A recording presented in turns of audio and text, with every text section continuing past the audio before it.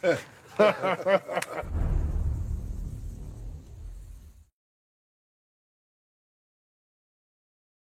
guys, selamat datang kembali di channel Best Storyline. Umat manusia di seluruh dunia digemparkan dengan berita kebocoran proyek rahasia pemerintah tentang cyborg atau mesin pembunuh yang hilang kendali. Dalam sebuah wawancara bersama Presiden Amerika, diketahui bahwa pemerintah bekerja sama dengan perusahaan X-Corp untuk membuat senjata canggih yang tujuan awal pembuatan cyborg adalah untuk pertahanan negara. Presiden tidak menyangkal bahwa perusahaan X-Corp kehilangan kendali atas sistem operasinya dan pemerintah berjanji akan segera menyelesaikan masalah tersebut. I have no further comments. Thank you.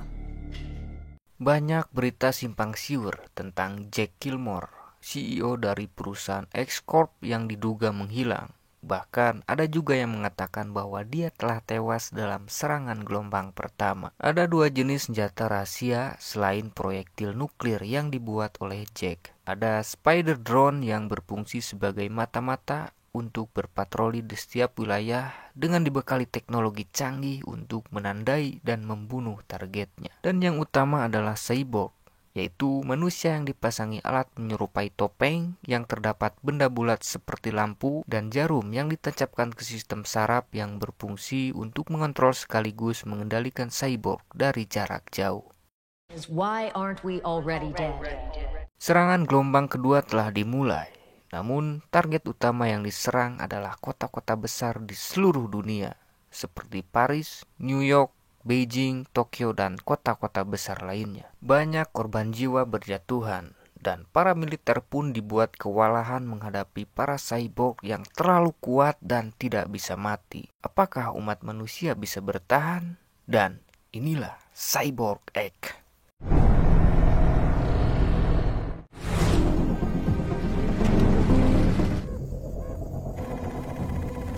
Setelah setahun bersembunyi di bawah tanah, manusia yang tersisa kembali ke permukaan untuk bertahan hidup, walaupun harus berpindah-pindah tempat demi menghindari para cyborg. Setelah serangan mahadahsyat, kini kondisi bumi menjadi gersang dan sangat berbahaya karena manusia yang kelaparan menjadi musuh baru bagi para penyintas. Tidak semua manusia dapat bertahan dengan kondisi tersebut. Masalah utama selain para cyborg adalah bahan-bahan makanan. Para penyintas yang putus asa lebih memilih untuk mengakhiri hidup, dan sesuai perkataan orang misterius bahwa yang beruntung adalah mereka yang sudah mati. Setelah beberapa jam berkeliling mencari barang yang berguna, tiba-tiba saja radar mendeteksi adanya sebuah objek asing yang tak jauh dari posisinya berada. Setelah diikuti, ternyata itu adalah dua orang penyintas yang berusaha melarikan diri dari kejaran Spider Drone. Namun setelah drone itu mengidentifikasi wajah kedua penyintas, tiba-tiba muncul cyborg yang langsung membunuh si wanita, sedangkan si pria hanya dibuat pingsan dan dibawa.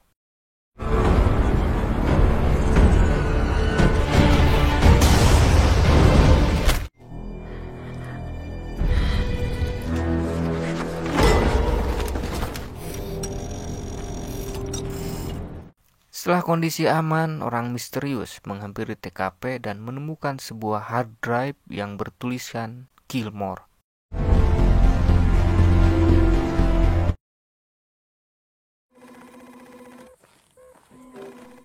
Di camp militer, sebuah wilayah di luar jangkauan Spider Drone, orang misterius yang ternyata adalah seorang prajurit wanita bernama Letnan Spears. Kemudian Letnan memberikan drive ke seorang rekan, dan setelah drive diretas, terdapat sebuah lokasi markas para cyborg dan informasi tentang Amy Gilmore, adik dari Jack Gilmore, yang dibunuh pada tanggal 4 Juli atau lebih tepatnya di hari pertama virus cyber diunggah.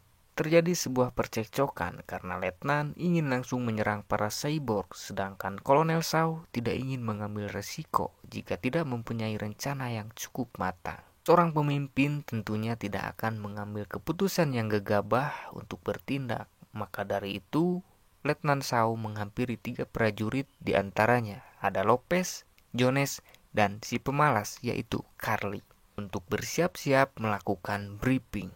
Immediate attention. You sent us out, Colonel? Please get this asshole off my cock.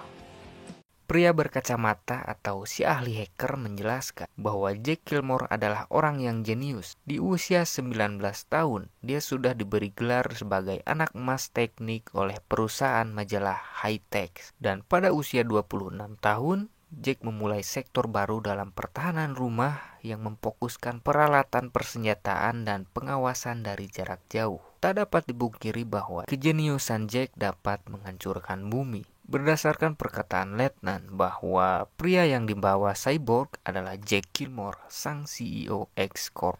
Dan lokasi tempat para Cyborg diduga berada di luar perimeter barat.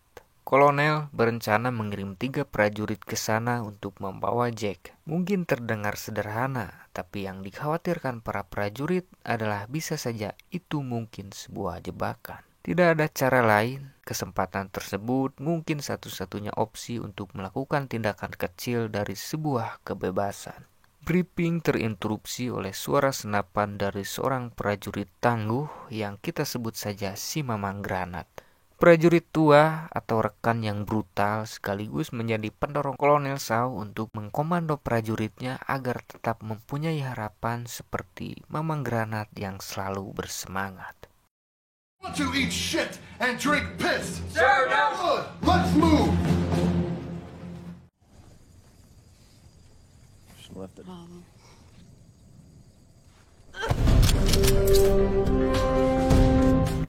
Sebelum berangkat, 3 prajurit dikomando untuk bersiap dengan kemungkinan buruk yang akan terjadi di lapangan. Sesampainya di lokasi, mereka diberi arahan untuk menyelinap agar para cyborg tidak menyadari keberadaan mereka. Sebuah tempat terbengkalai yang terdapat beberapa senjata dan pengendali untuk menciptakan cyborg. Di sebuah ruangan, mereka menemukan mayat-mayat manusia dan ketika Carly akan memeriksanya, tiba-tiba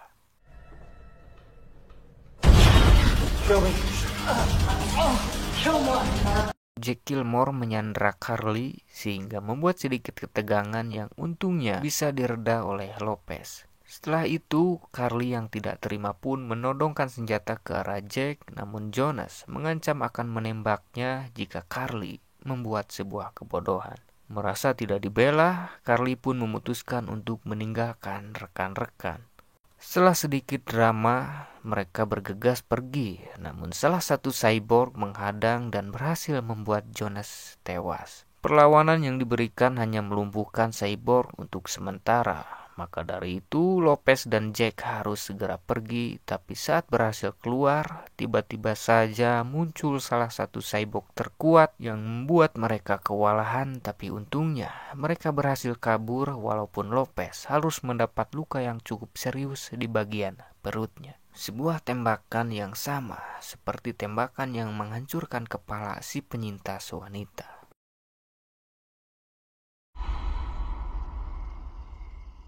Di malam hari, Mamang Granat yang sedang berjaga dihampiri anak Lopez yang kita sebut saja si Jangkung. Pria itu diajarkan menembak oleh Mamang Granat jika suatu saat si Jangkung akan menghadapi cyborg. Mátalo. Sementara itu di ruang interogasi, Jack menceritakan bahwa sebulan sebelum kejadian, Jack kedatangan Presiden Amerika yang memintanya bekerja sama untuk membuat senjata canggih dengan dalih membuat pertahanan untuk melawan ancaman asing. Sebuah rekayasa kecerdasan buatan yang berbentuk virus cyber. Tapi setelah Jack membuatnya, pada tanggal 4 Juli di jam 1 siang, Jack mengupload folder berisi virus tersebut, namun beberapa menit setelahnya Jack kehilangan kendali atas semua sistem operasinya termasuk password, platform, lokasi, dan sebagainya. Nasi telah menjadi lontong. Perlawanan sekeras apapun tidak akan bisa menghentikan para cyborg kecuali jika mereka dinonaktifkan. Berdasarkan persentase dari Jack bahwa benar mereka tidak bisa membunuh atau melakukan perang terbuka dengan para cyborg, tapi satu-satunya cara untuk membuat para cyborg nonaktif adalah membunuh si pengendali dengan menonaktifkan sistem yang berisi virus cyber. Untuk mengetahui lokasi si pengendali, mereka harus membawa drive yang terdapat di dalam spider drone atau lebih tepatnya berburu.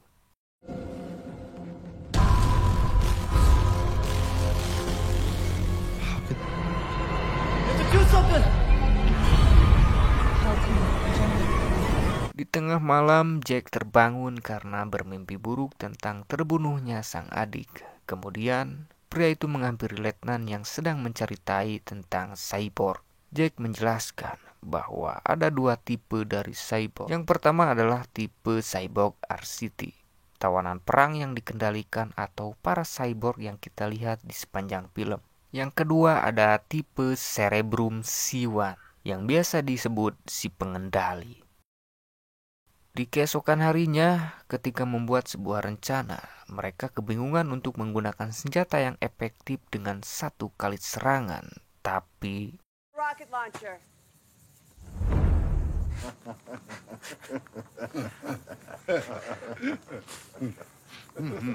dengan memutar sebuah musik dan seonggok bebegik, mereka pun berhasil menghancurkan drone dan membawa drive-nya. Di dalam drive tersebut, terdapat 750 triliun file yang harus mereka periksa. Tapi dengan semua kerumitan tersebut, Jack berhasil membypass kombinasi kode dengan skrip program yang dimilikinya. Walaupun butuh waktu yang cukup lama untuk memeriksa 750 triliun file. Kedekatan antara letnan dengan si gadis kecil membuat letnan teringat akan masa lalu tentang putri kecilnya yang kala itu tewas oleh spider drone di serangan gelombang pertama. Seorang prajurit tetaplah manusia, bahkan prajurit tangguh sekalipun. Dari sisi lainnya mereka pasti punya kesedihan.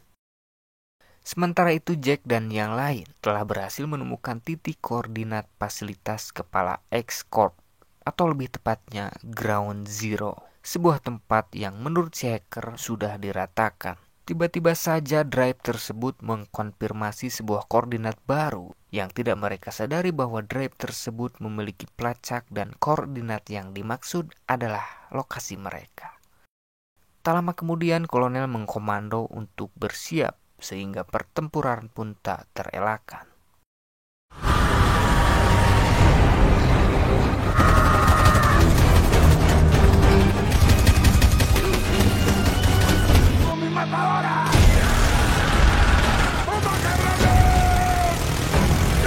Mereka tidak bisa terus melawan para cyborg, sehingga kolonel memerintahkan letnan untuk pergi dari pertempuran dan menyembunyikan si gadis bersama si jangkung ke dalam bunker.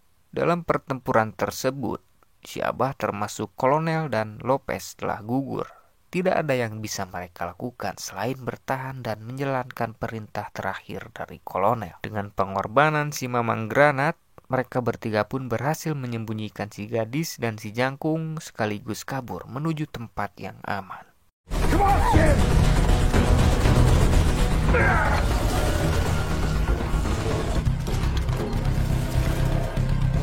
Hey!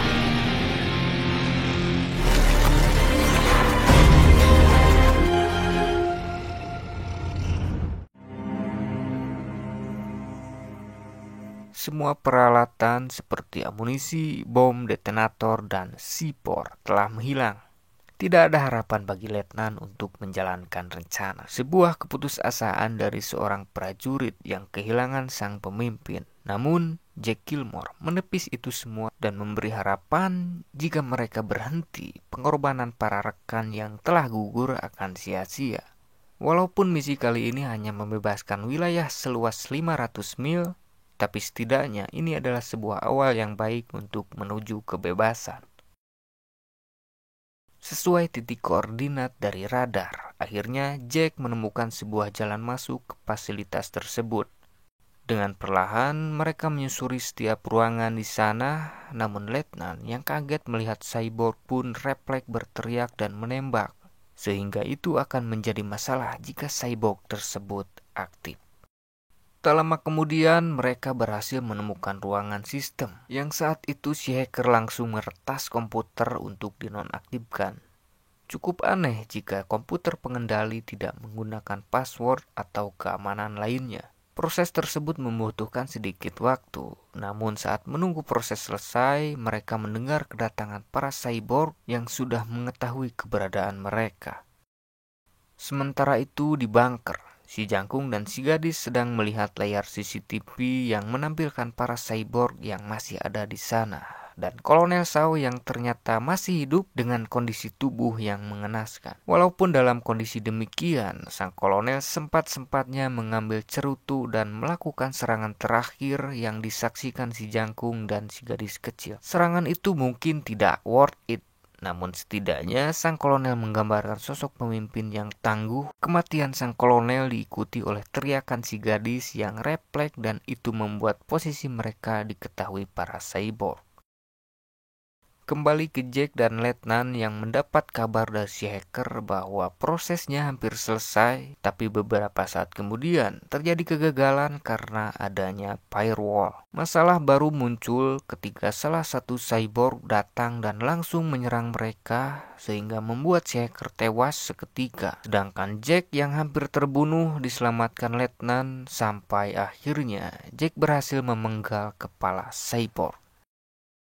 Setelah itu mereka kembali dikejar cyborg yang membuat mereka sampai ke penjara tempat para tawanan yang akan dijadikan cyborg. Pengejaran tak berhenti di sana. Mereka yang terpojok pun masuk ke sebuah ventilasi yang membawa mereka ke tempat cyborg Cerebrum atau si pengendali. Yang membuat Jack kaget adalah cyborg Cerebrum atau si pengendali ternyata adalah Amy. Jack sempat terdiam beberapa saat, namun setelah Jack mencabut alat yang terhubung ke Amy, kesadarannya pun kembali. Dan Amy mengatakan bahwa Jack harus segera menonaktifkan virusnya sebelum mereka melihatnya. Di sisi lain, para cyborg telah masuk ke dalam bunker dan membuat mereka ketakutan. Namun, sebuah pelajaran dari Mamang Granat, si Jangkung pun memberanikan diri untuk melawan yang walaupun berhasil melumpuhkan satu cyborg, tapi sayangnya si Jangkung harus tewas demi melindungi si gadis. Kembali ke Jack yang selangkah lagi akan menekan tombol off, tiba-tiba saja panggilan video masuk dari presiden. Ya, maksud dari kata mereka adalah pemerintahan Amerika. Dalam percakapan tersebut, terungkap bahwa pemerintah membuat sebuah manipulasi agar masyarakat percaya bahwa mereka menciptakan cyborg untuk melindungi negara, dan berita tentang cyborg yang hilang kendali bertujuan agar Jack lah yang disalahkan dari semua kekacauan tersebut. Faktanya, pemerintah ingin membuat tentara yang patuh seperti cyborg yang ditugaskan membersihkan bumi untuk memulai kembali kehidupan.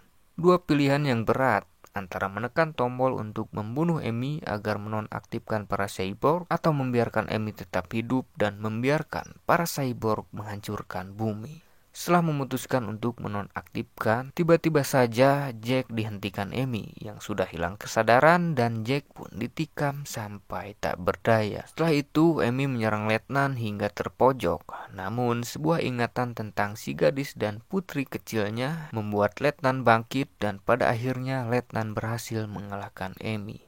Semuanya belum berakhir karena Amy yang masih hidup memanggil satu cyborg yang ketika akan menyerang Letnan, Jack yang tersadar pun mengorbankan diri walaupun harus digelitiki mesin pemotong. Di waktu yang bersamaan dengan si gadis yang akan dibunuh, Letnan Spears berhasil menekan tombol yang membuat para cyborg nonaktif.